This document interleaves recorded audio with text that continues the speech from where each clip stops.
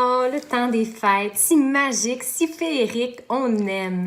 Mais saviez-vous que ce moment de l'année pouvait être aussi synonyme d'anxiété et d'irritabilité pour certaines personnes? Et oui, chez certains enfants, leur système nerveux traite et filtre l'information provenant de leur sens différemment. Ils perçoivent souvent les stimuli très intensément et facilement, ce qui provoque une surcharge.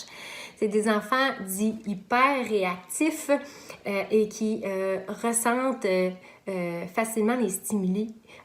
Ils disent souvent que c'est trop fort, trop vite ou même inconfortable. Imaginez-vous maintenant la période des fêtes qui perdure pendant plusieurs jours, avec le scintillement des lumières, les chansons qui jouent en permanence, la voix du Père Noël, et là je ne vous parle même pas de toutes les accolades et les bisous de la parenté. Donc, vous pouvez comprendre que c'est un moment qui peut être très intense pour certains enfants. Et là, si on ajoute l'absence de routine et la fatigue qui s'accumule, et là, on a le cocktail parfait pour faire submerger plusieurs comportements qui peuvent être surprenants et inadaptés. Il faut comprendre par contre que ces comportements-là, ils ne sont pas volontaires. Ce n'est pas des caprices. Les enfants vivent réellement une surcharge. Ils ressentent réellement intensément tous ces stimuli. Donc, il ne faut pas les juger. Il faut plutôt les accompagner dans ce qu'ils vivent. Tenter de comprendre qu'est-ce qui se passe dans leur environnement. Qu'est-ce qui est intense? Qu'est-ce qui leur fait vivre ces sensations-là? Donc, on peut essayer d'adapter l'environnement, mais aussi on peut tenter certaines stratégies qui peuvent faciliter la gestion de ces stimuli-là. Donc, je vous propose quelques stratégies aujourd'hui.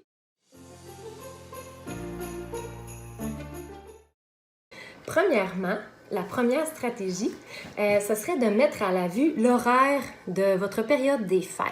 Donc, pour permettre à votre enfant, à vos enfants, d'anticiper ce qui s'en vient. Est-ce que les enfants vont faire de la route? Qui ils vont rencontrer? Est-ce qu'il va y avoir des périodes de repos de prévues à l'horaire? Parce que les périodes de repos, elles sont essentielles pour permettre au système nerveux de s'apaiser, de se calmer.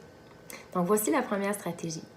Maintenant, par rapport à tous les stimuli visuels auxquels on est exposé, surtout au niveau des lumières et des décorations de Noël. Donc, prévoyez des endroits peut-être qui sont moins décorés.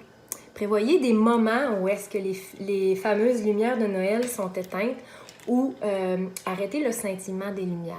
Puis aussi donner le contrôle à l'enfant de voir est-ce qu'il veut les allumer ou est-ce qu'il veut les éteindre.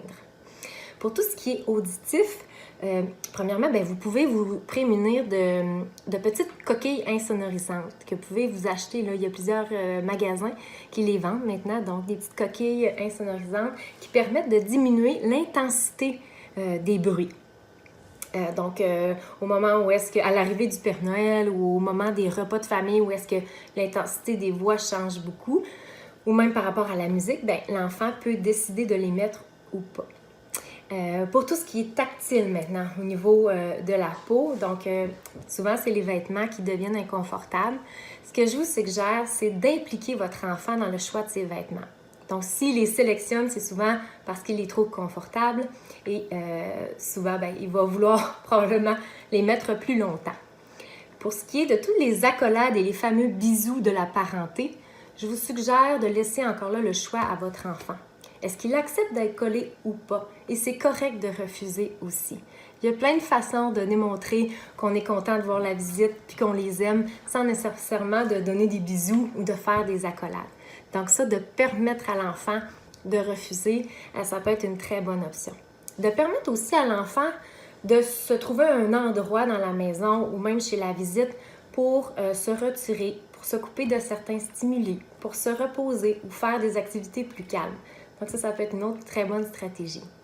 Pour ce qui est de l'alimentation maintenant, on sait que pendant les fêtes, ça peut être très coloré, il y a des mets qui peuvent être mélangés, des nouveaux mets également. Ce que je vous suggère, c'est de toujours prévoir un aliment que votre enfant aime, un aliment sécurisant qui va se retrouver dans son assiette. Puis, par la suite, vous disposez les aliments au centre de la table et vous permettez à votre enfant de se servir lui-même. Vous choisissez ce qui se retrouve au milieu de la table, puis lui, il choisit la quantité qu'il va prendre. Donc ça peut être une bonne option. Puis vous pouvez aussi peut-être prévoir un endroit où est-ce que votre enfant peut manger, où est-ce qu'il y a moins de stimuli. Donc ça, des fois, c'est pas nécessairement ce qui se retrouve dans l'assiette qui est le problème, mais tout ce qui se vit dans l'environnement autour. Donc ça peut être une autre bonne stratégie. Donc voilà les petites stratégies. J'espère que ça va vous aider à passer un Noël plus calme et que ça va aider vos enfants et peut-être même vous-même. Et puis moi, je vous dis joyeuses fêtes et bonne journée!